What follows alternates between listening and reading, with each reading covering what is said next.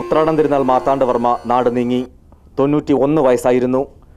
മഹാറാണി സേതു പാർവതിഭായ് തമ്പുരാട്ടിയുടെയും രവിവർമ്മ കോയ് തമ്പുരാന്റെയും ഇളയ പുത്രനായി 1922 മാർച്ച് 22-നാണ് ഉത്രാടം തിരുനാൾ മാർത്താണ്ഡവർമ്മ ഭൂജാതനായത്. ശ്രീ ചിത്തിര തിരുനാൾ മഹാരാജാവിന്റെ കാലശേഷം രാജാധികാരമേറ്റ ഉത്രാടം തിരുനാൾ അറിവുകൊണ്ടും എളിമ കൊണ്ടും ജനമനസ്സുകളിൽ ഇടം നേടി. പത്മനാഭദാസനായി ജീവിച്ച അദ്ദേഹം ക്ഷേത്രാചാരങ്ങൾക്ക് നേതൃത്വം നൽകി. ഡിസംബർ 16-ന് പുലർച്ചെ തലസ്ഥാനത്തെ സ്വകാര്യ ആശുപത്രിയിൽ വച്ചായിരുന്നു അന്ത്യം.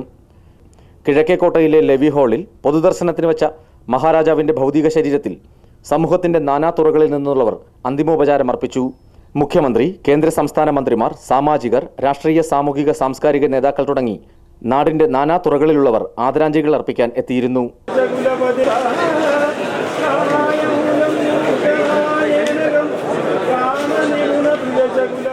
M7 News.TV, Thiruvananthapuram.